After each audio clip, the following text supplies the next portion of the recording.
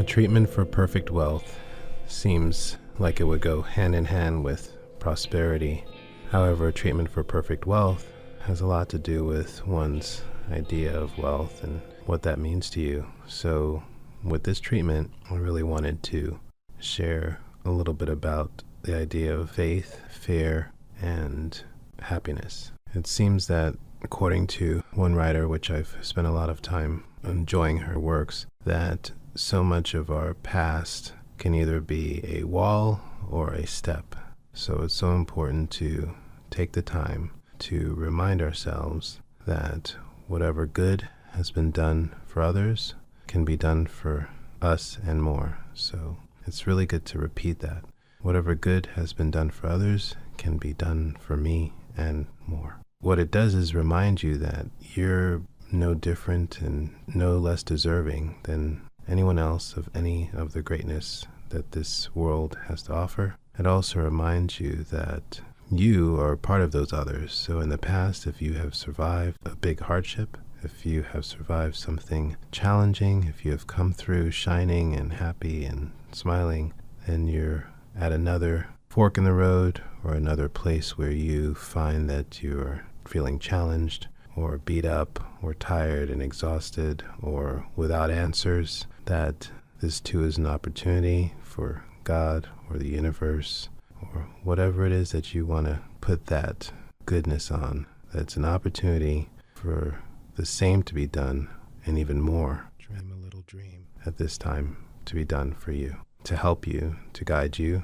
to offer assistance through people, through opportunities, through finances. So wealth to me has become this idea that you have the power not so much to become, but to be, and to be in your true essence. Keep your eye on the prize. I've seen and met and have spoken with a lot of individuals that have lots of money and would be considered wealthy by, let's say, the standards of most of the masses, but they themselves feel chained, blocked, tired, unhappy, and the word depressed comes about a lot. When you think of depression, you think of heaviness. You think of an idea that we cannot move forward, or I cannot get up, I cannot rise. Yet wealth is supposed to give you the freedom to do so. So where does the wealth and the power to be sort of connect? Because if we call wealth the power to become, whether it's to become richer, to become something that we're not, or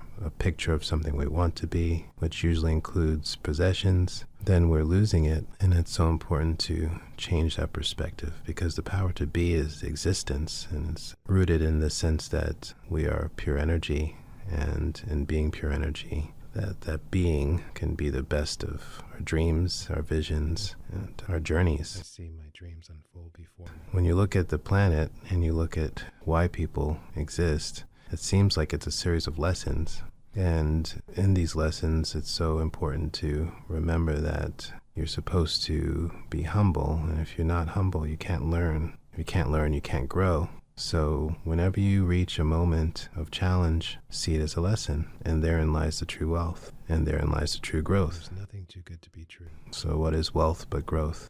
And going back to the power of being, when you have a moment each day, you should always close your eyes and take the time to envision your best self. There's nothing too good to happen. Your best self is not so much the possessions, but in truth, it is a place of happiness, a place of contentment, a place of rest. It's sleeping soundly through the night. It's sitting calmly with loved ones. It's maybe a nap on the couch with your children or your friends, of being admiring of your way of being more than admiring of what you possess. It's a constant state of joy that no man can give you. It's a happiness that lasts even in the days of darkness. It's a protection that exists without guards and arms, and it's a lack of fear rather than a succumbing to it. So when you think of wealth, you think about the absence of fear, really. You think about living in the present, enjoying the present day, the moment, the sun, the rain, the food in front of you rather than the food that doesn't exist. Really being happy for what you have rather than wanting what you don't. So much of wealth is really a positive way and outlook, an envisioning of your perfect self. So perfect wealth is really perfect self and perfect being. Some say there's no such thing as perfection, but what is heaven if not perfection? And what is heaven and earth if not being present in the moment, being happy, content, and feeling love? I'm awake to my opportunities. So with this earth school that we live in, it's so important to take each day to learn a new way of being, a new way of reinforcing our being, of enjoying our being, of sharing our being, of growing into our being, because that is the only thing we can take with us. And this time being so temporary, it only would behoove us to remember that in this temporal nature, we can build an underground army of terracotta soldiers, we can build temples, we can build statues of gold, and we can lock diamonds away in a vault, we can create prisons the size of mansions and live in them and still be unhappy, because at the end of the day, the things we have accumulated will be left, and the things that we should have accumulated that we can take with us have not been cultivated. Keep your eye on the prize. So I like to use the word earth school because it reminds us that it's a school and that true wealth is knowledge, growth, wisdom, compassion. Storing up of these riches are really the things that we should value.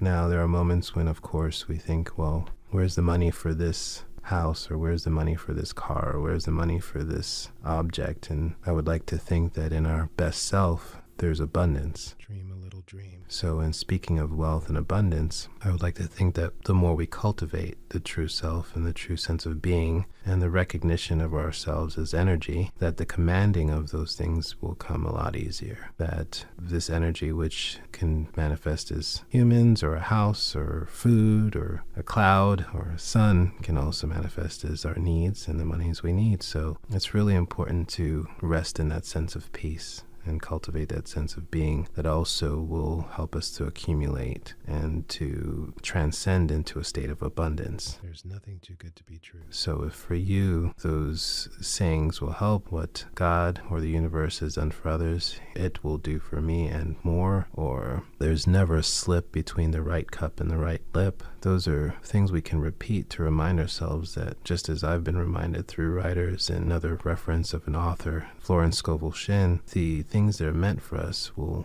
never be taken away from us. The blessings that are in store for us have been there from the beginning of creation. So all we have to do is let our intuitive natures, our sense of being that we've cultivated, our reminding of our true sense of being part of heaven, a place that is more infinite than the place we are now, that we'll reach those goals, those needs will be met, and that any barriers will become steps, any challenges will become lessons. And with that, we will have achieved the goal, which in this particular meditation is perfect wealth.